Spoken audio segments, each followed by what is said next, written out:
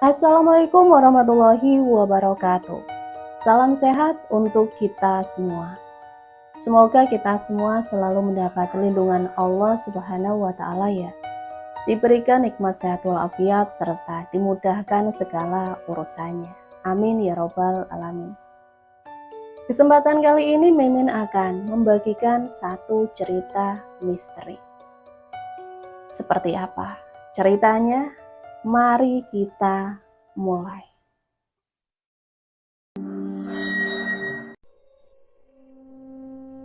Suasana sore di desa Singosari terasa lenggang. Udara dingin berembus pelan, membawa aroma tanah basah dari sawah yang baru saja disiram hujan siang tadi. Di kejauhan suara lesung masih terdengar bertalu-talu dari rumah para ibu yang sedang menumbuk padi. Namun di tengah ketenangan itu, ada keresahan yang terus mengusik pikiran Indah. Seorang gadis desa yang usianya hampir menginjak 30 tahun. Indah bukan gadis biasa. Tubuhnya tinggi semampai. Kulitnya bersih dan wajahnya masih menyimpan kecantikan. Namun usia kian bertambah. Ia dikenal sebagai sosok yang rajin, sederhana, dan ramah kepada para tetangga. Sejak ayahnya meninggal, ia tinggal berdua dengan ibunya di rumah kayu yang berdiri di tepi jalan desa. Kehidupan mereka memang pas-pasan, tapi tak pernah kurang dalam urusan hati. Namun beberapa bulan terakhir, hidup Indah tidak lagi tenang. Setiap kali ia mandi di jamban yang berdiri di samping kebun pisang belakang rumah, ia merasa ada mata asing yang memperhatikannya. Kadang samar, kadang jelas, seperti bayangan seseorang bersembunyi di balik pepohonan. Rasa was-was itu membuat Indah tak pernah lagi merasa aman. Meski hanya sekedar membasuh tubuh dengan air sumur yang dingin. Hari itu dengan keberanian yang ia kumpulkan, Indah memutuskan untuk melapor kepada Pak RT. Ia tak ingin dirinya terus dihantui rasa takut. Dengan langkah cepat, ia mendatangi rumah Pak RT yang terletak di tengah desa. Rumah itu cukup besar dibanding rumah warga lain. Berdinding papan dengan cat biru yang mulai pudar. Di halaman tampak beberapa kursi bambu dan sebuah meja kecil tempat Pak RT biasa duduk sambil menyeruput kopi sore. "Assalamualaikum," ucap Indah lirih sambil mengetuk pintu. Tak lama pintu terbuka.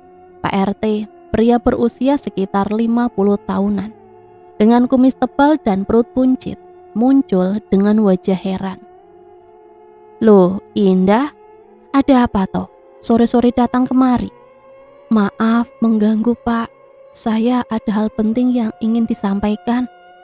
Pak RT mengangguk dan mempersilahkan Indah masuk. Di ruang tamu yang sederhana, duduk pula Pak RW. Lelaki jangkung dengan wajah keras yang sedang merokok kretek. Rupanya keduanya tengah berbincang sebelum kedatangan Indah. Indah duduk dengan perasaan canggung. Tangannya menggenggam erat ujung jari yang ia kenakan. Dadanya berdegup kencang. "Begini, Pak, sudah beberapa kali saya merasa ada yang mengintip ketika saya mandi atau berganti pakaian di jamban belakang rumah. Saya sangat takut, Pak. Rasanya jelas sekali ada mata yang memperhatikan dari balik pohon. Saya khawatir kalau hal itu benar, berarti saya sudah dilecehkan," kata Indah. Suaranya bergetar, menahan malu dan marah. Pak RT saling pandang dengan Pak RW. Keduanya menghela nafas panjang. Lalu Pak RW tertawa kecil. Indah, jangan terlalu seuzon. Di desa ini, siapa yang mau repot-repot ngitip orang mandi? Wong jambanmu cuma dari bilik bambu, gelap begitu kok. Mungkin kamu salah lihat. Itu bayangan daun atau monyet yang lewat, kata Pak RW sambil mengibaskan asap rokok. Indah terkejut mendengar jawaban itu. "Tapi Pak, saya yakin itu manusia. Saya lihat dengan jelas ada bayangan kepala yang bergerak. Saya juga dengar suara ranting patah. Saya tidak mungkin salah, Pak. Pak RT menggaruk kepala. Ia tampak malas menanggapi. Indah, kamu ini kan sudah dewasa. Jangan gampang berprasangka. Kalaupun benar ada orang, mungkin cuma kebetulan lewat. Lagi pula, masalah begini jangan dibesar-besarkan. Nanti malah bikin desa gaduh. Bagaimana tidak besar, Pak? Suaranya meninggi. Ini menyangkut kehormatan saya. Kalau saya terus diintip begitu, bagaimana saya bisa hidup tenang? Saya mohon, tolonglah, carikan siapa pelakunya. Suasana hening sejenak. Pak RW lalu mendengus. Sudahlah Indah, desa kita itu aman. Kalau ada hal semacam itu, pasti sudah banyak perempuan lain yang mengeluh. Tapi nyatanya cuma kamu yang merasa. Mungkin kamu yang terlalu peka. Lagi pula, siapa sih yang mau repot ngintip perempuan yang sudah cukup umur kayak kamu? Ucapan itu menusuk hati Indah. Ia sadar usianya memang tidak muda lagi, tapi bukan berarti ia pantas dilecehkan. Ia menggigit bibir, menahan air mata yang hampir jatuh. Pak RT menambahkan, saya paham perasaanmu Indah, tapi percayalah, ini hanya perasaanmu saja. Kamu jangan pikir aneh-aneh, lebih baik jaga diri. Jangan keluar malam, dan jangan mandi sendirian terlalu sore. Indah menunduk, rasanya percuma berbicara lebih jauh. Dua orang yang seharusnya melindungi warga justru menutup mata. Tak ada empati, tidak ada usaha mencari kebenaran.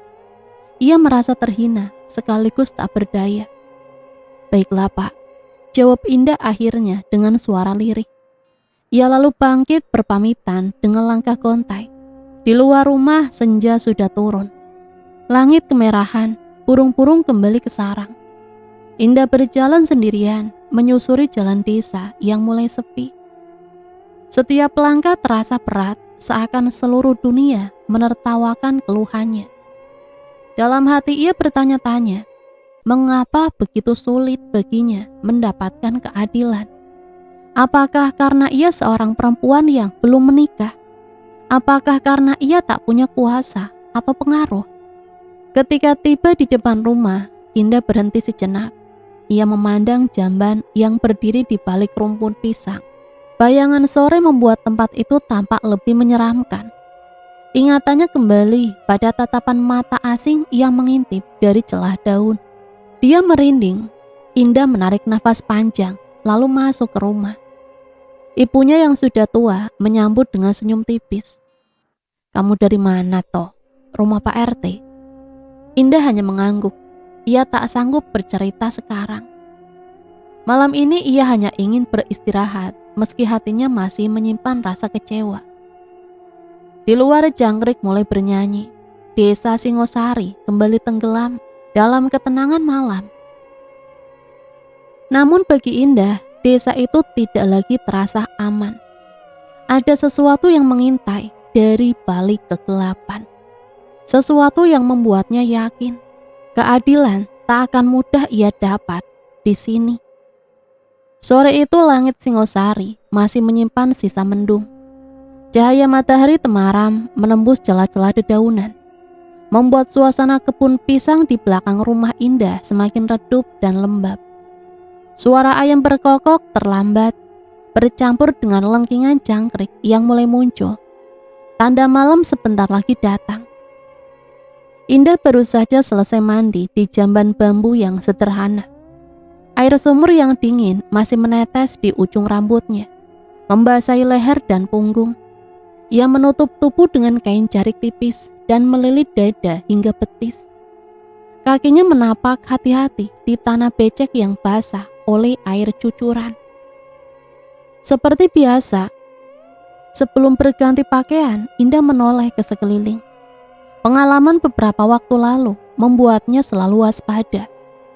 Rasa tidak nyaman terus menghantui, seakan ia tak pernah benar-benar sendiri ketika berada di jamban itu. Hatinya berdebar kencang, seperti firasat buruk yang datang tanpa diundang. Matanya menelusuri setiap sudut kebun pisang, batang-batang kelapa yang menjulang hingga rumpun bambu yang bergoyang pelan tertiup angin sore. Pada awalnya tak ada yang aneh, hanya daun-daun yang berdesir dan sesekali terdengar suara tokek dari kejauhan. Namun seketika tubuh Indah menegang. Di balik pohon jati yang agak jauh tampak bayangan seseorang. Indah menyipitkan mata, berusaha memastikan bayangan itu tidak diam. Ada gerakan kecil, kepala yang menyembul sebentar, lalu menunduk cepat seakan takut ketahuan. Hati Indah tercekat, ia menahan nafas, jantungnya berdegup kencang hingga terdengar di telinganya sendiri. Dan kemudian melihatnya lebih jelas, seorang pria. Wajah itu tidak asing, rahang kokoh, rambut hitam acak-acakan, tubuh tegak meski agak kurus. Indah mengenalnya betul. Dadang, gumamnya lirih. Bibirnya bergetar antara marah dan jijik. Dadang, keponakan Pak RT.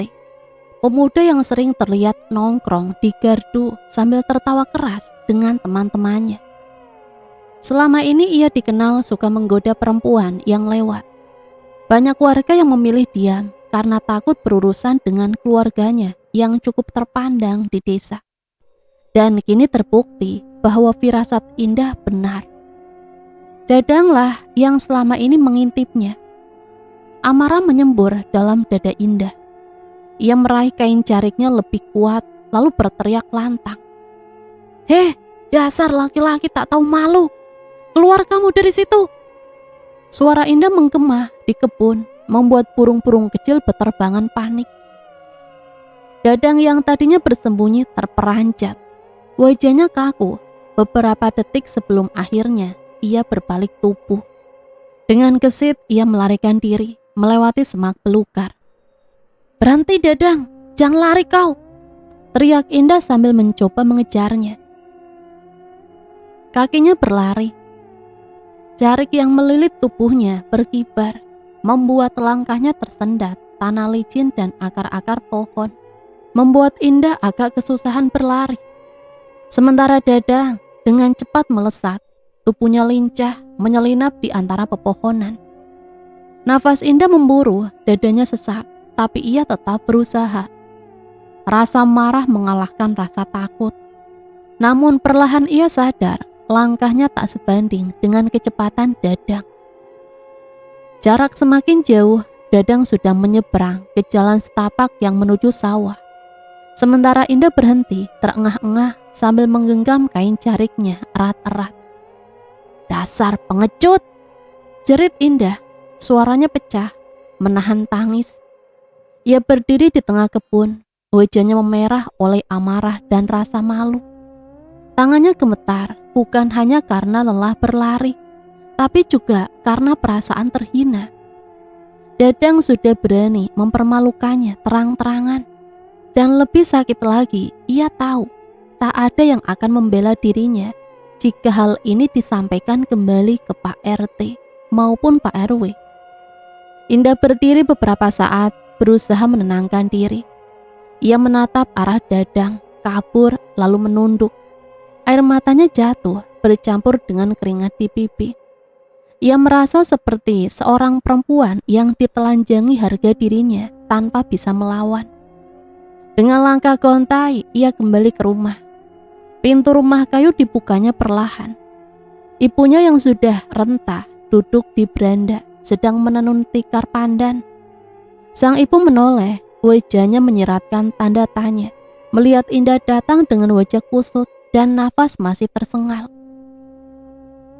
"Nduk, kenapa wajahmu merah begitu? Kau habis dari mana?" Indah berusaha menahan diri. Ia tidak ingin ibunya cemas. "Ndak apa-apa, Bu. Hanya terkejut ada orang berlari-lari di kebun," jawabnya singkat. Sang ibu menatap tajam, seolah tahu Indah tidak jujur. Namun ia memilih diam, tidak mendesak lebih jauh. Indah lalu masuk ke kamar, menutup pintu rapat-rapat. Di dalam kamar yang sederhana, hanya ada dipan bambu, lemari kayu, dan lampu templok yang menggantung di dinding. Indah duduk di tepi ranjang, menatap kosong ke arah lantai tanah. Ingatannya masih dipenuhi oleh wajah Dadang yang menyeringai dari balik pohon. Senyum sinis yang begitu menjijikkan, seakan Dadang menikmati penderitaannya. Indah meremas kain jariknya, matanya berkilat. Aku tidak akan diam lagi. Kau kira aku perempuan lemah yang bisa kau permainkan, Dadang? Tunggu saja, kau akan menerima balasan. Malam semakin larut. Suara kodok bersautan dari pematang sawah menemani Indah yang masih terjaga di kamarnya. Hatinya bergolak, campuran antara malu, tekad, dan marah. Ia tahu sejak sore itu hidupnya tidak akan pernah sama. Karena kini ia sudah melihat sendiri siapa wajah di balik tatapan asing itu. Dadang. Pagi itu sinar matahari menembus dedaunan jati, menghangatkan jalan tanah desa yang mulai ramai dilalui orang. Anak-anak berlari dengan seragam lusuh menuju sekolah dasar di ujung kampung. Para ibu membawa bakul menuju pasar kecil. Sementara suara pedagang sayur memanggil-manggil terdengar dari kejauhan. Namun di tengah keriuhan pagi itu, Indah berjalan dengan wajah tegang. Ia memantapkan langkah menuju rumah Pak RT. Setelah kejadian sore kemarin, ia tidak bisa lagi menahan diri. Kali ini ia tahu persis siapa pelakunya, Dadang. Tidak ada keraguan sedikit pun, ia harus melaporkannya. Meski dalam hati, ia tahu perjuangan ini tidak akan mudah. Rumah Pak RT tampak sibuk. Di beranda beberapa lelaki sedang duduk mengobrol. Di antaranya Pak RW dan seorang ketua desa. Bau kopi hitam dan kretek memenuhi udara. Indah menghela nafas panjang, lalu melangkah masuk setelah memberi salam. Assalamualaikum, ucapnya lirih tapi tegas. Waalaikumsalam. Wah, Indah lagi. Ada apa, Tondo? Pak RT menoleh, menaruh gelas kopinya di meja bambu. Wajahnya terlihat heran, seolah sudah menduga alasan kedatangan Indah. Indah menunduk sebentar, lalu menatap lurus pada Pak RT. Pak, saya sudah tahu siapa yang mengintip saya di Jamban. Saya melihatnya jelas kemarin sore, Pak. Orang itu adalah Dadang. Suasana seketika hening. Pak RW menghentikan gerakan tangannya yang hendak menyalakan rokok. Dua lelaki lain saling pandang. Pak RT berdehem, wajahnya kaku. Indah, kamu yakin betul dengan apa yang kamu lihat? Jangan sampai salah tuduh loh. Ini bisa runyam urusannya. Kata Pak RT pelan. Saya tidak salah lihat, Pak. Suara Indah meninggi. Nadanya penuh emosi. Saya melihatnya jelas sekali dari balik pohon jati. Wajahnya, tubuhnya, bahkan caranya lari pun saya kenal. Itu Dadang. Pak RW tertawa pendek, berusaha mencairkan suasana. Ah, masa si Dadang? Anak itu memang bandel, tapi gak mungkin lah sampai berbuat begitu. Bisa jadi kamu salah sangka lagi, Indah. Indah menatap tajam. Matanya berkilat. Saya tidak salah, Pak RW. Kali ini saya mengejarnya sendiri.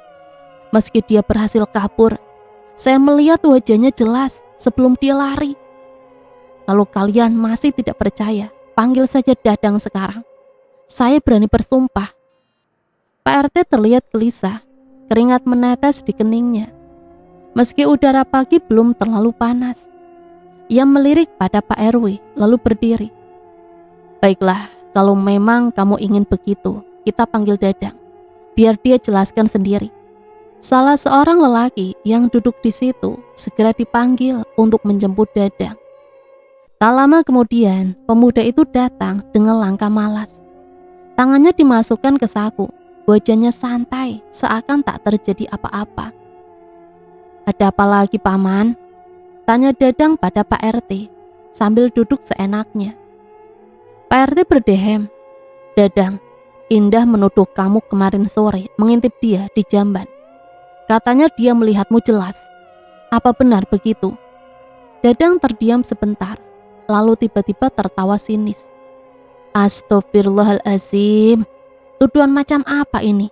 Mana mungkin saya ngintip orang mandi. Lagian siapa juga yang mau ngintip perempuan seperti dia? Wajah Indah merah merona, antara marah dan terhina. Dasar pembohong kau, yang saya lihat kemarin. Jangan pura-pura suci di depan pamanmu ini. Dadang menatap Indah dengan senyum mengejek. Kamu jangan ngawur. Jangan-jangan kamu yang terlalu sering berkhayal. Orang-orang juga tahu kamu sering merasa diikuti bayangan. Itu kan cuma perasaanmu. Jangan bawa-bawa nama saya dong. Pak RW ikut menimpali. Nah, itu maksud saya, Indah. Kamu harus hati-hati bicara. Menuduh orang tanpa bukti jelas bisa jadi fitnah. Dadang bilang sendiri, dia tidak melakukannya. Kamu tidak punya saksi kan? Indah mengertakkan gigi. Ia merasa dipermainkan. Memangnya perlu saksi untuk kejadian seperti ini? Mana ada orang lain yang ikut melihat saya mandi? Saya sendiri yang jadi korban. Kenapa kalian lebih percaya pada kata-kata Dadang daripada saya? Pak RT menghela nafas berat. Wajahnya jelas tidak ingin memperpanjang masalah. Indah, kami tidak bilang kamu bohong. Tapi masalah ini rumit. Kalau tidak ada bukti, sulit untuk menindak. Apalagi Dadang sudah mengaku tidak melakukannya. Karena dia keponakanmu kan, semua jadi mudah. Kalau saya yang dituduh, pasti kalian sudah ramai-ramai menghakimi saya. Indah berseru, suaranya menahan tangis. Dadang hanya tersenyum sinis, menyandarkan tubuh ke kursi. Sudahlah Indah, jangan terlalu merasa penting. Tidak ada yang tertarik mengintipmu. Kalau mau menyalahkan, salahkan saja jambanmu itu yang terbuka. Orang lewat pun bisa salah sangka. Ucapan itu menusuk seperti pisau. Indah terdiam. Air matanya mengalir tanpa bisa ditahan. Ia merasa diinjak harga dirinya di depan banyak orang tanpa ada yang membelanya. Semua berpihak pada Dadang, bukan padanya yang menjadi korban. Pak RT akhirnya berkata dengan nada mengakhiri. Indah, kami sarankan kamu pulang dulu. Jangan terlalu dipikirkan. Jaga diri baik-baik. Kalau memang ada kejadian lain, baru kita bicarakan lagi. Indah berdiri perlahan, tubuhnya gemetar. Dia menatap satu persatu wajah di ruangan itu. Tak ada simpati, tak ada rasa peduli. Hanya tatapan dingin dan penuh penyangkalan. Baiklah, katanya lirih. Kalau begitu, saya tahu siapa yang harus saya percaya. Ia melangkah keluar dengan air mata masih mengalir di pipi. Angin pagi menerpa wajahnya, membawa suara kicau burung yang terdengar ironis di telinganya. Dunia seolah tetap berjalan normal, sementara dirinya dipenuhi luka. Dalam hati Indah berbisik getir. Di desa ini, kebenaran bisa ditutup rapat hanya karena darah keluarga. Pagi itu udara Singosari masih dingin. Embun menetes dari daun pisang dan rerumputan. Indah duduk di beranda rumahnya. Wajahnya pucat, matanya sembab karena semalam tak bisa tidur. Kata-kata Dadang semalam masih membekas jelas di kepalanya. Siapa juga yang mau mengintip gadis tua seperti sampean? Kalimat itu berulang-ulang terdengar seperti ejekan yang menampar harga dirinya. Indah menggenggam lututnya erat-erat. Di desa kecil ini, usia seorang perempuan sering dijadikan ukuran kehormatan. Mereka yang belum menikah menjelang usia 30 dianggap perawan tua, tak laku, atau terlalu pilih-pilih. Indah tahu desas-desus itu sering beredar di belakangnya. Tetapi mendengar langsung hinaan dari mulut Dadang membuatnya benar-benar merasa terinjak. Malamnya Indah duduk di kamar, menatap lampu templok yang bergoyang pelan, tertiup angin. Bayangan cahaya menari di dinding bambu seperti mengejeknya. Ia merasa terpojok sendirian, melawan kebohongan yang dibungkus dengan perlindungan keluarga. Ia mengepalkan tangan, dadanya sesak, air matanya mengalir tanpa bisa ditahan. Ya Allah, kalau manusia tidak adil, biarlah Engkau sendiri yang memberi balasan. Di luar kamar, ibunya mengetuk pelan. Duk, kamu belum tidur. Ibu dengar kau menangis. Indah cepat-cepat menghapus air matanya. Tidak apa-apa, Bu, hanya pusing sedikit. Sang ibu masuk, duduk di sampingnya, lalu mengelus punggung anaknya. Kuatlah, Duk. Orang boleh berkata apa saja, tapi kita tahu kebenarannya. Jangan biarkan hinaan mereka membuatmu jatuh. Allah tidak pernah tidur. Indah memeluk ibunya erat. Dalam kehangatan pelukan itu, ia berjanji pada dirinya sendiri, tidak akan lagi membiarkan Dadang bersenang-senang di atas penderitaannya. Kalau dunia ini berpihak pada kebohongan, maka ia akan mencari jalan lain. Dan malam itu, dalam diam, lahirlah tekad di hati Indah. Tekad yang kelak akan membawanya menuju jalan yang tak lagi biasa.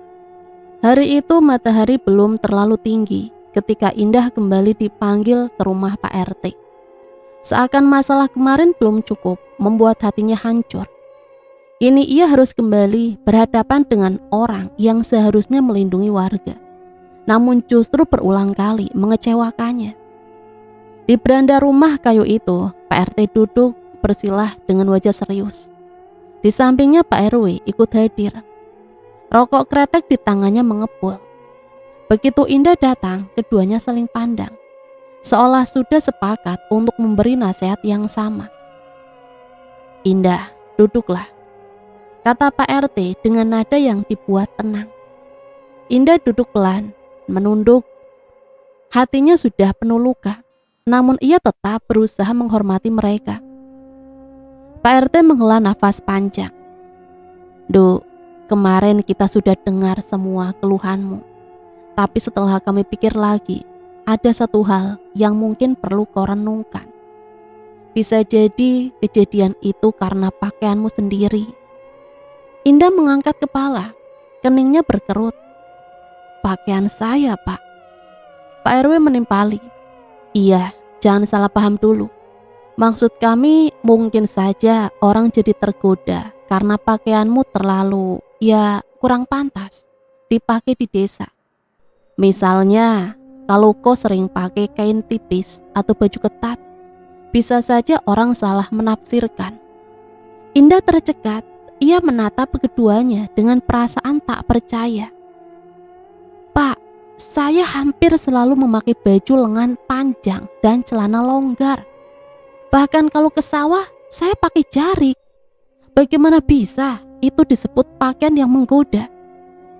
Pak RT mencoba menenangkan. Tapi kata-katanya justru semakin menusuk. Indah, zaman sekarang perempuan harus lebih hati-hati. Walau kau merasa berpakaian sopan, belum tentu orang lain melihatnya begitu. Jadi sebaiknya kau jaga-jaga. Jangan salahkan orang kalau sampai ada yang tergoda. Kata-kata itu bagai cambuk di punggung Indah. Ia menggertakkan gigi, mencoba menahan air mata. Jadi maksud Bapak, kesalahan ini ada pada saya, karena pakaian saya, bukan karena Dadang yang jelas-jelas bejat. Pak RW mendengus, mengibaskan asap rokok. Bukan begitu maksudnya, tapi kalau kamu bisa lebih menutup diri, mungkin kejadian ini tidak akan berulang. Anggap saja sebagai bentuk menjaga diri. Indah menatap keduanya bergantian, menjerit. Kenapa? Semua orang menyalahkan saya yang merasa diperlakukan bukan sebagai korban, tapi sebagai penyebab masalah. Tanpa banyak bicara lagi, Indah bangkit. Terima kasih Pak, saya mengerti sekarang. Suaranya dingin, penuh kekecewaan. Ia melangkah keluar dengan cepat. Matahari sudah tinggi, sinarnya terasa panas menusuk kulit. Tapi yang lebih panas adalah hatinya yang terbakar amarah. Sesampainya di rumah, Indah tak mampu lagi menahan diri. Ia masuk ke kamar, menutup pintu, lalu menangis sejadi-jadinya. Tubuhnya bergetar, bahunya berguncang. Tangisan itu pecah bukan hanya karena hinaan, tapi karena rasa putus asa yang semakin dalam. Dari ruang depan ibunya mendengar suara itu. Dengan langkah pelan, perempuan tua itu masuk ke kamar. Wajahnya penuh iba. "Duk, kenapa lagi kau menangis begini? Ceritakan pada ibu." "Bu, mereka semua menyalahkan aku, Bu. Mereka bilang aku yang salah karena pakaianku menggoda. Aku selalu berpakaian sopan, Bu. Mereka membela Dadang, seakan-akan aku ini wanita jalang yang mengundang nafsu." Ibunya terdiam sesaat, lalu matanya menyala penuh amarah. "Astagfirullahaladzim, tega sekali mereka berkata begitu padamu. Padahal kau anakku yang selalu menjaga diri, tidak pernah macam-macam. Dunia ini memang tidak adil, Indah." Indah memeluk ibunya erat, tangisannya kembali pecah. "Aku lelah, aku tidak tahu harus bagaimana lagi. Semua orang menutup mata, seakan-akan aku yang salah. Hanya karena aku perempuan yang belum menikah." Ibunya mengelus kepala anaknya, lalu menatap jauh ke dinding bambu. "Kalau mereka semua tidak bisa berlaku adil, biarlah kita mencari jalan lain, Dok. Ibu tidak rela kau diinjak harga dirimu begitu." Indah mengangkat kepala, menatap ibunya dengan bingung. "Maksud ibu?" Perempuan tua itu menarik nafas panjang. "Kita akan pergi ke orang pintar, ke dukun. Biarlah dia yang menolongmu. Karena manusia di desa ini sudah buta. Kalau mereka tidak bisa memberimu keadilan, kita minta bantuan kepada kekuatan yang lain." Indah terdiam. Kata dukun membuat hatinya sedikit bergetar. Sejak kecil ia sering mendengar kisah-kisah tentang orang yang meminta bantuan dukun untuk menyelesaikan masalah. Entah untuk menyembuhkan penyakit, entah untuk mencari rezeki, atau untuk memberi pelajaran pada orang jahat. Namun ia tak pernah membayangkan dirinya sendiri akan sampai pada titik ini. "Bu, apa tidak terlalu jauh kalau kita ke dukun?" tanyanya ragu. Ibunya menggenggam tangan Indah erat. "Duk, dengar ibu. Kau sudah berusaha lewat jalan baik. Kau sudah melapor, mencari perlindungan, tapi semua sia-sia. Mereka menutup telinga, bahkan menghina kau. Kalau begitu, biarlah ada yang memberi pelajaran pada Dadang. Biar dia tahu rasanya jadi hina seperti dia menghina." Indah menatap mata ibunya. Ada api yang tak pernah ia lihat sebelumnya. Api seorang ibu yang tak rela anaknya diinjak-injak. Perlahan keraguan di hati Indah berubah menjadi rasa lega. Ia mengangguk perlahan.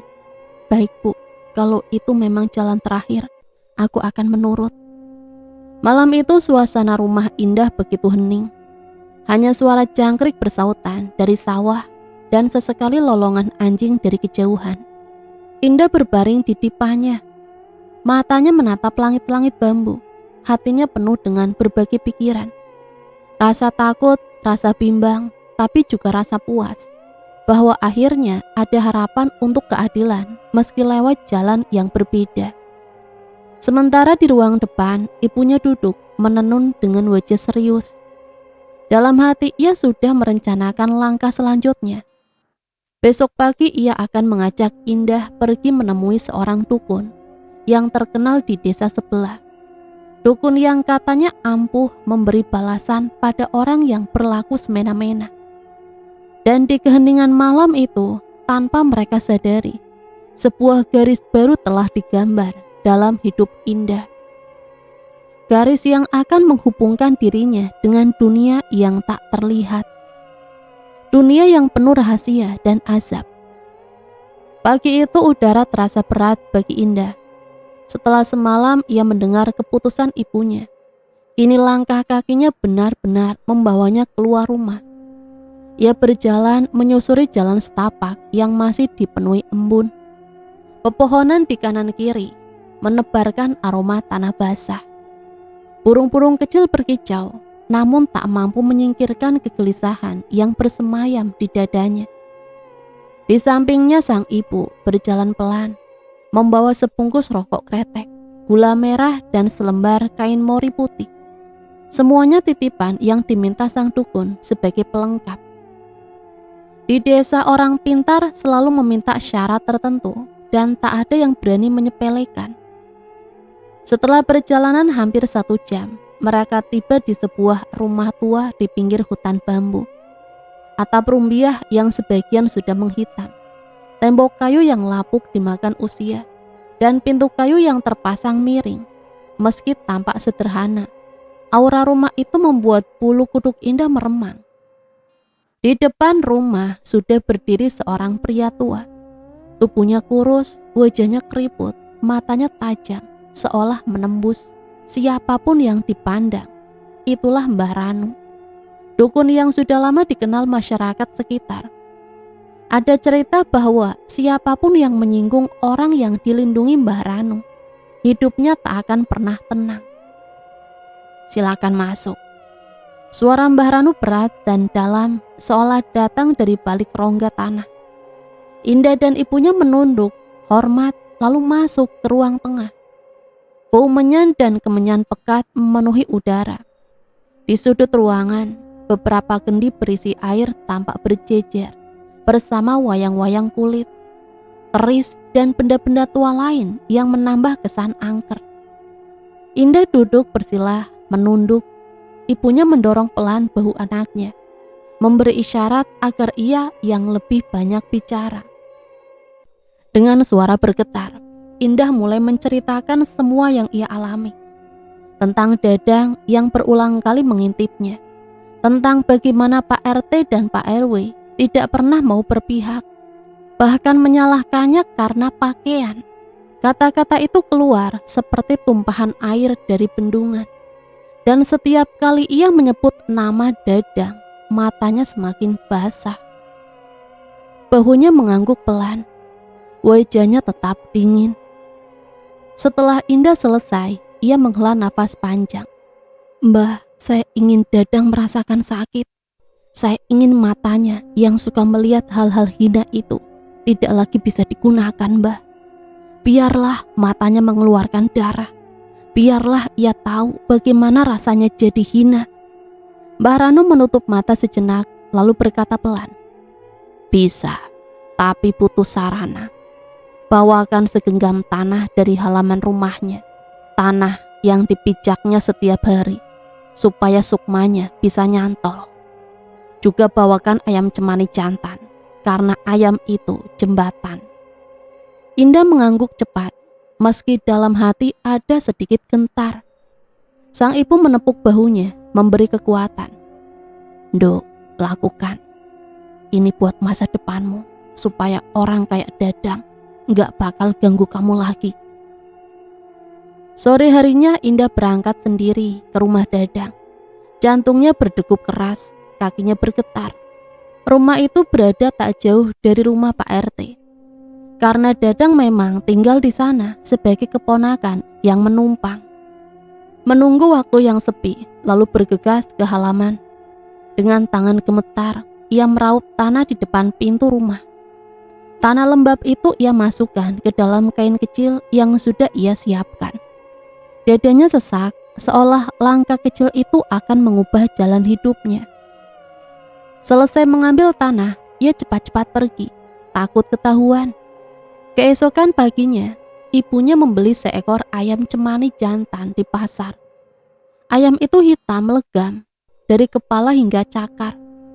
Bulunya berkilau pekat, matanya merah menyala. Bahkan para pedagang menatap heran, karena ayam jenis itu tidak sembarangan dibeli orang. Dengan membawa semua syarat, Indah kembali menemui Mbah Ranu. Sang dukun menerima tanah itu, menaruhnya di kendi kecil berisi air. Lalu ia memegang ayam cemani, membaca mantra panjang dengan bahasa Jawa kuno. Suaranya bergetar, kadang tinggi, kadang rendah, hingga udara di dalam rumah terasa semakin berat. Indah hanya bisa menunduk, tangannya dingin. Sesekali ia melirik ibunya yang tampak lebih tegar. Ketika mantra selesai, Mbah Ranu mengambil sebilah keris kecil, lalu menusukkan ujungnya ke leher ayam. Darah mengalir deras, ditampung ke dalam mangkok tanah liat. Aroma amis bercampur dengan bau kemenyan membuat Indah hampir muntah. Dengan tenang, Mbah Ranu mencelupkan tanah dari rumah Dadang ke dalam darah ayam itu. Ia kembali melantunkan mantra. Setelah selesai ritual, Mbah Ranu menutup kendi dengan kain mori. Sudah selesai. Mulai hari ini, orang yang bernama Dadang bakal menerima balasan. Jangan kaget, Nduk, kalau nanti tiba-tiba ada kabar jelek datang darinya. Indah menatap kendi itu dengan perasaan campur aduk, lega, takut, dan puas sekaligus. Ia lalu bersujud menyembah dengan tulus. Terima kasih, Mbah, semoga Dadang benar-benar kapok. Mbah Ranu hanya mengangguk. Pulanglah, jaga dirimu. Indah dan ibunya keluar dari rumah dukun itu. Jalan pulang terasa berbeda. Udara lebih dingin, pepohonan seperti membisikkan sesuatu, tapi langkah Indah terasa lebih ringan. Di dalam hatinya ada semacam kepuasan baru. Untuk pertama kalinya sejak semua kejadian menimpa, ia merasa tidak lagi sendirian. Ada kekuatan yang berdiri di pihaknya. Ia tahu sejak hari itu hidup Dadang tidak akan pernah sama lagi. Sore itu matahari mulai condong ke barat, memantulkan bayangan panjang di tanah. Suasana desa Singosari terasa tenang. Anak-anak berlarian sambil bermain. Beberapa ibu sibuk menjemur pakaian. Sementara suara gamelan sayup-sayup terdengar dari balai desa. Namun di hati Indah, ketenangan itu sama sekali tak ada. Ia baru saja selesai mandi di jamban belakang rumahnya. Rambutnya masih basah, meneteskan air di leher dan punggungnya. Melangkah keluar menenteng ember kecil berisi pakaian basah. Pandangannya terarah pada pohon waru besar yang tumbuh tak jauh dari jamban. Pohon itu rimbun, sering dijadikan tempat anak-anak beristirahat kala siang. Namun bagi Indah, pohon itu sudah seperti simbol kutukan. Dan benar saja, dari balik batang pohon terlihat sosok yang sangat ia kenal, Dadang. Tubuhnya setengah bersembunyi, wajahnya setengah menyembul. Tatapannya liar seperti seekor kucing lapar yang mengincar burung kecil. Indah berhenti melangkah, tangannya mengepal di samping tubuh. Kali ini ia tidak berteriak, tidak pula menangis seperti dulu. Ada senyum tipis di wajahnya. Senyum yang anehnya justru membuatnya terlihat lebih kuat. Dalam hatinya ia bergumam, tak ada kapok-kapoknya kau. Sebentar lagi, kau bahkan tak bisa melihat secuil pun cahaya. Matamu sendiri akan jadi kuburanmu. Senyum itu kian melebar sinis dan penuh keyakinan. Ia menatap Dadang lama tanpa rasa takut. Dadang yang semula tampak percaya diri justru dibuat bingung oleh sikap Indah. Ia terbiasa melihat Indah menjerit ketakutan, berlari sambil menutup dada, atau menunduk malu-malu. Tapi kali ini berbeda, tatapan Indah penusuk balik, membuatnya sesaat terdiam. Namun egonya lebih besar. Dadang tergegah pelan, mengusap dagunya sambil menatap tubuh Indah yang basah kuyup. Walah, sudah mandi toh yuk. Walah, cantik tenan kamu kalau kayak gini. Cantik sih, tapi kok tak ada yang mau melamar toh. Ujarnya dengan suara rendah, bernada mengejek sekaligus cabul. Indah hanya diam, ia tak menjawab sepatah kata pun. Hanya sorot matanya yang seakan menyalakan api tak kasat mata. Hening sejenak, angin sore berembus, daun waru bergoyang, suasana terasa janggal. Dadang mendengus, mencoba menutupi kegugupan yang tiba-tiba ia rasakan. Indah masih diam, hanya mengangkat sudut bibirnya. Senyum itu bukan lagi milik seorang perempuan desa yang tertekan, melainkan milik seseorang yang menyimpan rahasia kelam. Dadang merasa tak nyaman, dia meludah ke tanah lalu pura-pura menantang. Ya wes, lihat aja. orang cantik, tapi kok ndak ada laki-laki yang kepincut. Kalimat itu memang tajam, tapi di baliknya ada kegelisahan. Karena entah mengapa, setiap kali mata Dadang menatap mata Indah, ada rasa dingin menjalar dari ujung kaki sampai upun-upun. Seolah ada sesuatu yang memerangkapkan. Indah menunduk sebentar, lalu berbalik masuk ke rumah. Tak sepatah kata pun keluar dari bibirnya. Di dalam rumah, ibunya sedang duduk menenun tikar pandan. Indah meletakkan ember berisi pakaian basah, lalu duduk di dekat ibunya. Senyumannya masih tersisa, meski matanya sedikit berkilat. Ibunya melirik. "Ono apa tondo, kok senyum-senyum sendiri? Biasanya, kalau Dadang ngintip, langsung gemetar kamu, Nduk. Iki malah senyum-senyum sendiri." Indah mengusap rambutnya dengan kain kecil. "Bu, aku sudah tidak takut lagi. Biarin saja dia. Sebentar lagi dia yang bakal takut sama aku, sama matanya sendiri." Ibunya terdiam, memahami maksud anaknya. Ia tahu ritual Mbah Ranu sudah berjalan, tinggal menunggu waktu sebelum akibatnya menimpa Dadang. Ia hanya mengangguk pelan, menekan dada agar tidak berdebar terlalu keras. Sing penting jangan sampai ngomong sembarangan. Tetangga di sini cepat curiga. Nasihat ibunya lirih. Indah mengangguk. Namun dalam hatinya ia tidak sekedar berdoa. Ia menanti hari di mana senyum sinisnya benar-benar menjadi kenyataan. Di sisi lain, Dadang sebenarnya mulai merasa aneh. Malam itu ketika ia hendak tidur di kamar kecil rumah Pak RT, matanya terasa berat, kelopak matanya gatal, seolah ada butiran pasir yang masuk. Ia mengucek-ucek berulang kali, tapi semakin lama semakin perih. Ia bangun mengambil air, lalu membasuh wajahnya. Namun rasa perih itu tak juga hilang, justru semakin terasa menusuk. Paling kena debu tadi sore, gumamnya sambil mencoba menenangkan diri. Tapi jauh di dasar hatinya terlintas wajah Indah dengan tatapan anehnya. Tatapan yang membuat bulu kuduknya berdiri. Ia menggeleng cepat, lalu rebahan lagi. Cuma kebetulan paling besok juga sembuh. Tapi malam itu untuk pertama kalinya dalam hidupnya, Dadang tidak bisa tidur nyenyak. Di rumah Indah, suasana hening. Lampu minyak bergoyang tertiup angin. Indah berbaring di tikar, menatap langit-langit bambu rumahnya. Ia masih teringat jelas bagaimana tatapan Dadang terperangkap. Dalam sorot matanya, ia tersenyum kecil sebelum akhirnya memejamkan mata. Dalam hati ia berbisik, "Selamat tinggal Dadang, dunia gelap sedang menunggumu." Dan malam itu angin berembus lebih dingin dari biasanya.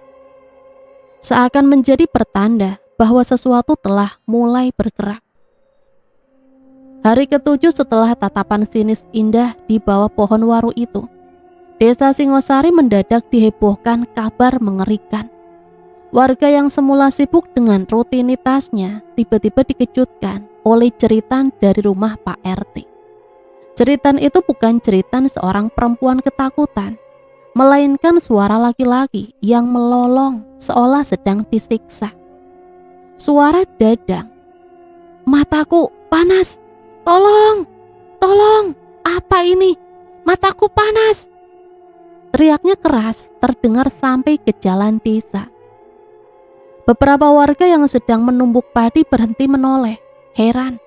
Anak-anak yang tadinya berlari bermain gundu di pinggir jalan spontan saling berpandangan, lalu lari mendekat ke sumber suara. Tak butuh waktu lama, kabar menyebar dari mulut ke mulut. Dadang sakit aneh. Pagi itu belasan warga berkumpul di depan rumah Pak RT. Ada yang mencoba mengetuk pintu, ada yang sekedar menunggu di luar pagar bambu. Bau menyengat tiba-tiba tercium menusuk hidung mereka. Bukan bau anyir biasa, melainkan campuran darah dan nanah yang membusuk.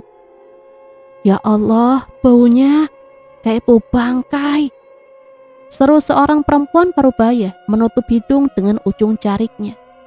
seorang pemuda memberanikan diri mendekat ke jendela. Ia mengintip dari celah bambu yang rapuh dan langsung mundur sambil menahan muntah. Astagfirullahaladzim, matanya si Dadang, darah semua. Desa gempar seketika, bisik-bisik mulai terdengar. Orang itu pancen kurang ajar, pantas saja kena azab. Celetuk seorang bapak tua sambil menggeleng. Namun ada juga yang berbisik lirih, takut dengan konsekuensi ucapannya. Ini bukan penyakit biasa, kayak ada yang ngirim santet. Dadang sendiri di dalam rumah berguling di tikarnya. Matanya tak henti-hentinya mengeluarkan cairan merah bercampur kuning pekat.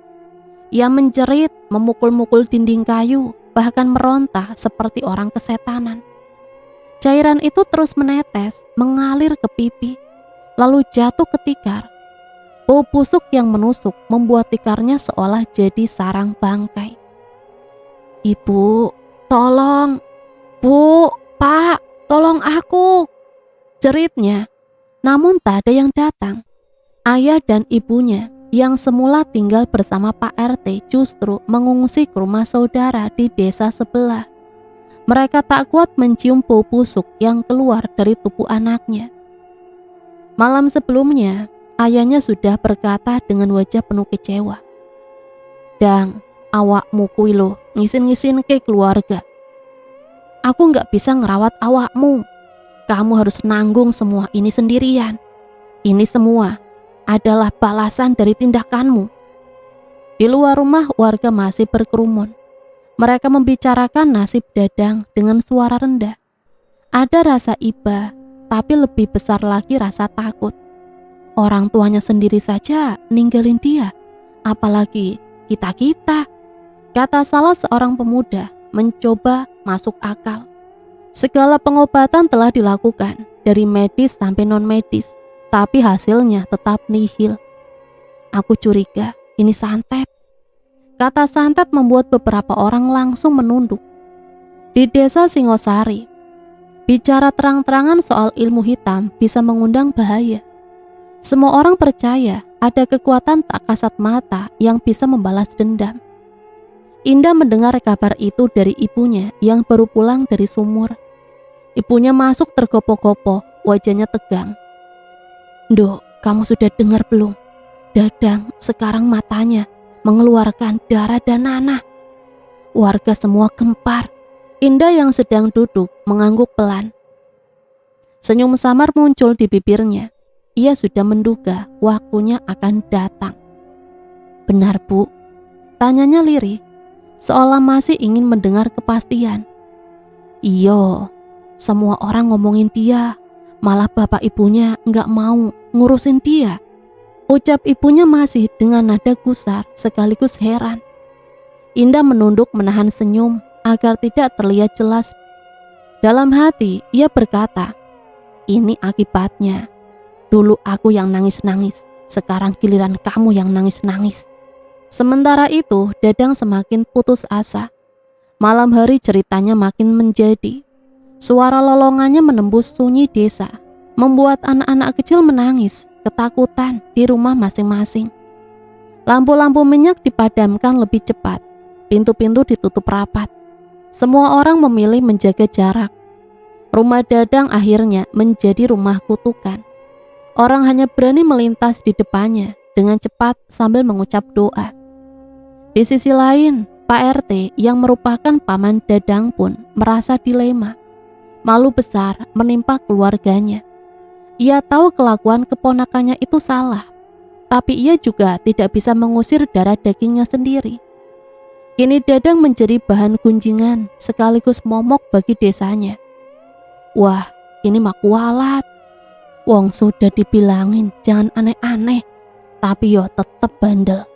Gumamnya sendiri suatu malam, sambil menyesap kopi dengan wajah murung.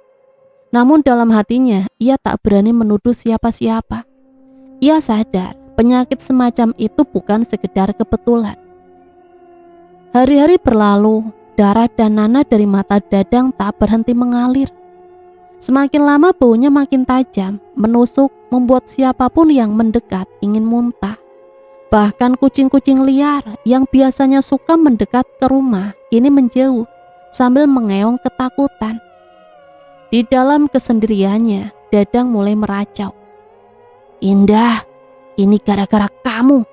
Kamu yang mengirimkan ini padaku. Jangan senang dulu, aku bakal balik ganggu kamu.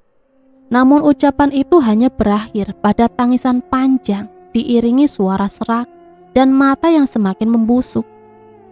Desa Singosari benar-benar gempar, bukan hanya karena penderitaan Dadang, tapi juga karena semua orang merasa ada kekuatan gaib yang kian sedang bekerja di balik layar.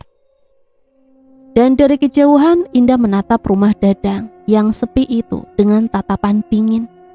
Ia tak berkata apa-apa, cukup dengan diam. Ia tahu bahwa doa gelapnya sudah terkabul. Sejak kabar aneh itu merebak, suasana desa tak lagi sama. Jalan kecil yang membentang di depan rumah Pak RT yang dulu menjadi jalan utama penghubung antara RT, kini sepi seperti kuburan. Tidak ada lagi suara anak-anak berlarian di sore hari. Tidak terdengar pula tawa ibu-ibu yang biasanya bergosip di pinggir jalan. Semua berubah menjadi hening, seolah rumah Dadang telah menjadi pusat ketakutan yang tak ingin didekati siapapun. Setiap kali ada yang harus melintas, mereka lebih memilih memutar jalan, lebih jauh melewati pematang sawah, atau gang kecil di belakang rumah-rumah warga. Tak peduli meski harus menambah langkah, asalkan tidak pernah mencium bau busuk yang menusuk dari rumah itu. Dan tidak harus menahan rasa ngeri mendengar jeritan Dadang yang kadang muncul tiba-tiba. Ketakutan itu bukan hanya karena bau busuk, melainkan juga keyakinan bahwa penyakit Dadang bisa menular. Meski tak ada satupun yang tahu pasti jenis penyakit apa yang menimpa pemuda itu, mereka lebih memilih berjaga-jaga. Apalagi informasi medis masih minim. Ketika ada sesuatu yang sulit dijelaskan, warga lebih condong mengaitkannya dengan kutukan, azab atau santet. Dadang yang mendengar perubahan itu semakin merasa terpuruk. Dari celah jendela yang sudah lapuk, ia kadang menengok keluar. Ia melihat jalan yang sepi tanpa satupun orang lewat. Rumahnya kini bagikan rumah mati. Bahkan suara ayam berkokok atau anak-anak kecil mengaji di surau pun jarang terdengar dari arah rumahnya. Kenapa semua orang ninggalin aku? Suaranya serak penuh keputusasaan. Ia mencoba keluar, berdiri di depan rumah dengan tubuh lemas. Namun begitu ia melangkah, beberapa anak kecil yang sedang bermain kelereng di kejauhan langsung berlari ketakutan. Bocah-bocah itu ketakutan sambil lari menyeret temannya kabur. Dadang tertegun, hatinya remuk. Ia ingin berteriak bahwa dirinya masih manusia, masih bagian dari desa itu. Tapi siapa yang mau mendengarkan? Cairan busuk yang terus mengalir dari matanya membuat penampilannya semakin menyeramkan. Wajahnya membengkak, pipinya bernanah, dan kulit sekitar matanya tampak mengelupas. Pada suatu malam, jeritan Dadang kembali menggema. Ia meracau, memanggil nama orang-orang yang pernah dikenalnya. Paman, Bu, Bapak, tolong aku. Aku ini keluargamu. Apa kalian semua tega ninggalin aku? Namun tak seorang pun datang. Warga justru semakin menutup diri. Lampu-lampu dipadamkan lebih awal dan mereka berbisik-bisik di balik pintu. Kasihan ya Dadang, tapi aku juga takut. Takut kalau penyakitnya bisa nular, nanti malah tambah bahaya. Ucap seorang ibu kepada suaminya. Kamu itu gak ngerti Bu, aku malah curiga. Itu bukan penyakit, tapi santet. Wong semua warga kampung yo ngerti kok kelakuannya Dadang. Jadi gak usah sembarangan nyebut kasihan. Itu sudah akibat dari perbuatannya sendiri. Jawab suaminya dingin. Ucapan itu kerap terulang. Bagi sebagian warga, penderitaan adalah azab atas perbuatannya. Sementara sebagian kecil yang ibah tetap tak berani mendekat karena ketakutan. Indah dari kejauhan, masih mendengar kabar-kabar itu. Ia tidak pernah lagi lewat dekat rumah Dadang, bukan karena takut, melainkan karena merasa sudah tidak perlu. Baginya apa yang terjadi sekarang sudah cukup membuktikan bahwa doa kelamnya terkabul. Malam itu ia duduk di beranda rumah bersama ibunya, mendengar suara serak dari kejauhan. Jeritan itu sayup-sayup terdengar bercampur dengan lolongan anjing. "Duk, apa kamu nggak kepikiran kasihan sama Dadang?"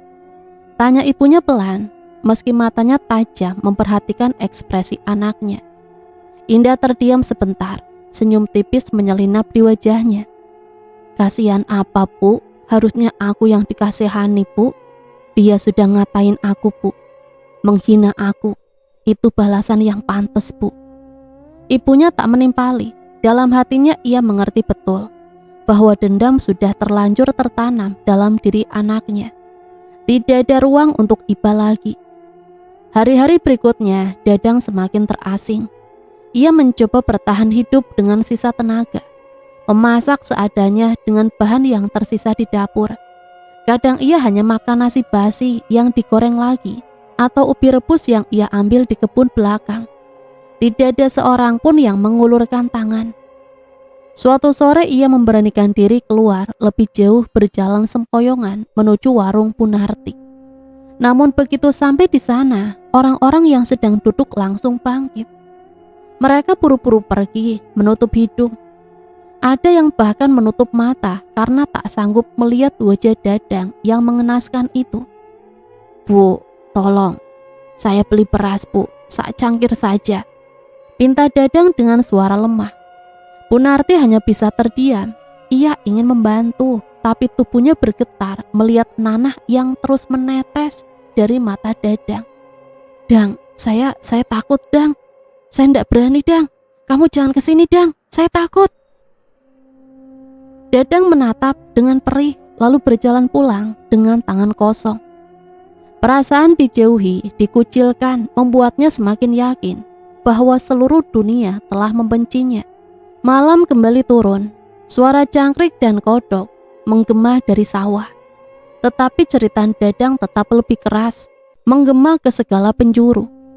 Kali ini bukan jeritan marah, melainkan ratapan pilu. "Aku ini bukan setan, aku ini manusia. Kenapa semua orang lupa sama aku? Kenapa semua orang ninggalin aku?" Suaranya gemetar. Kadang diselingi tangis terseduh-seduh, tapi jawaban tetap sama, hening. Rumah-rumah terkunci. Tidak ada cahaya lampu minyak yang berani menyala di sekitar rumahnya. Dadang benar-benar sendirian. Dan begitulah sejak hari itu, jalan di depan rumah Pak RT semakin jarang dilalui orang. Bahkan burung gagak yang hinggap di pohon jambu dekat rumahnya seolah menjadi pertanda bahwa tempat itu sudah terkutuk. Bagi warga Singosari, nama Dadang tak lagi sekedar keponakan Pak RT, melainkan kutukan yang berjalan, penyakit yang bisa menular, dan aib yang menempel selamanya. Mereka memilih menjauh meninggalkan Dadang sendirian bersama penderitaan yang terus menggerogoti tubuhnya. Hari-hari yang sudah penuh penderitaan bagi Dadang akhirnya mencapai puncaknya. Matanya yang sejak seminggu terakhir selalu mengeluarkan darah bercampur nanah, ini berubah semakin parah. Cairan itu tidak lagi hanya menetes, melainkan mengalir seperti luka terbuka yang tak pernah kering. Bau busuk menyengat seolah ada bangkai yang membusuk di wajahnya sendiri. Semula meski samar-samar, ia masih bisa melihat bayangan kabur.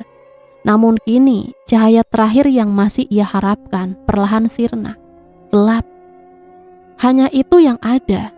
Dunia yang pernah ia pandangi kini menutup diri, meninggalkannya di dalam kegelapan abadi. Dadang kehilangan penglihatannya. Ia meraba-raba dinding rumah yang kusam.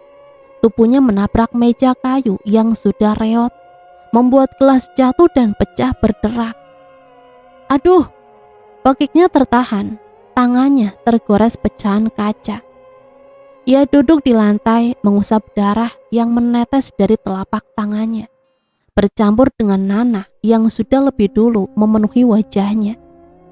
Gusti, apa ini sudah balasan buat saya? Suaranya parau, lirih, penuh sesal. Meskipun di hatinya sendiri, ia tak sepenuhnya mau mengakui kesalahannya. Indah yang mendengar kabar bahwa Dadang kini buta memutuskan datang diam-diam. Bukan karena rasa iba, melainkan karena rasa puas. Ingin melihat dengan mata kepalanya sendiri bagaimana lelaki bejat itu menerima balasannya. Sore itu ia berdiri di depan pintu rumah yang dibiarkan terbuka. Aroma busuk segera menyeruak keluar, membuat Indah menutup hidung dengan kain kecil yang sudah ia siapkan. Dari ambang pintu, matanya menatap pemandangan yang sulit dilupakan.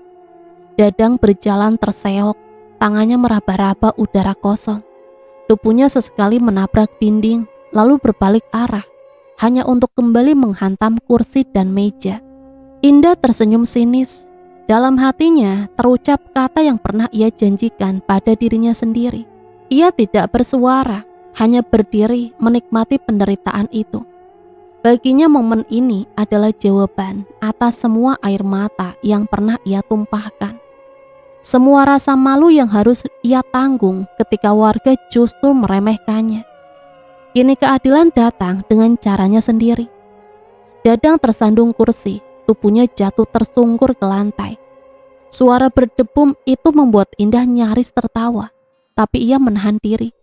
Ia ingin tetap menjadi penonton bisu, saksi atas azab yang tengah menimpa musuhnya.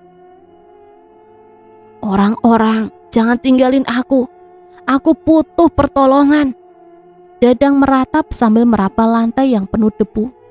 Air liurnya menetes bercampur dengan cairan busuk dari matanya. Namun tak ada yang menjawab, tak seorang pun masuk. Tak ada pula yang mengulurkan tangan. Rumah itu kini hanya dihuni satu tubuh yang membusuk perlahan dalam kegelapan. Indah menggenggam erat kain penutup hidungnya. Hatinya berdebar, bukan karena takut, melainkan karena puas. Ia memandang Dadang yang terus menabrak perabotan, lalu meraba dinding mencoba mencari jalan keluar, tetapi tanpa mata. Setiap langkahnya menjadi bencana. Suasana sore makin meredup. Cahaya jingga matahari menembus celah dinding bambu rumah Dadang. Namun ia tak bisa lagi melihat indahnya warna itu. Dunia yang dulu penuh cahaya, kini baginya hanyalah hitam pekat. Di luar, burung gagak hinggap di pohon jambu, mengeluarkan suara serak seperti mengejek. Indah menoleh sejenak, lalu kembali memperhatikan Dadang yang kini terduduk lemas di pojok ruangan, menggoyang-goyangkan kepalanya. Mulutnya meracau, bercampur tangisan. Indah yang mendengarkannya justru semakin keras menggenggam kain di tangannya. Bibirnya bergetar, hampir mengucapkan sesuatu, tetapi ia memilih tetap diam. Ia tidak ingin Dadang tahu ia ada di sana. Ia ingin lelaki itu tenggelam dalam kegelapan sendiri, sendirian tanpa harapan. Indah melangkah mundur sedikit, bukan karena kasihan, melainkan karena ia khawatir bau itu melekat di tubuhnya. Namun matanya tetap menatap Dadang, memastikan setiap detik penderitaannya tersimpan dalam ingatan. Malam turun perlahan. Rumah-rumah warga di sekitar menutup pintu rapat-rapat. Mereka sengaja memadamkan lampu minyak lebih awal, pura-pura tidur agar tidak perlu mendengar ratapan Dadang. Namun di balik dinding bambu yang tipis, suara itu tetap menembus, menusuk hati sebagian orang. Sekali lagi, tidak ada uluran tangan, tidak ada pertolongan. Indah akhirnya melangkah pergi, meninggalkan rumah itu dalam kegelapan. Namun sebelum benar-benar menjauh, berhenti sebentar, menoleh sekali lagi. Inilah balasan untukmu, lelaki bejat. Hari-hari berlalu sampai akhirnya Dadang menghembuskan nafas terakhirnya. Dan cerita selesai sampai di sini. Semoga cerita ini bisa menemani hari-hari teman-teman semua ya. Dan semoga ada pembelajaran yang bisa kita ambil dari cerita ini. Sampai di sini Mimin pamit undur diri, mohon maaf apabila banyak salah kata. Matur nuwun, wassalamualaikum warahmatullahi wabarakatuh.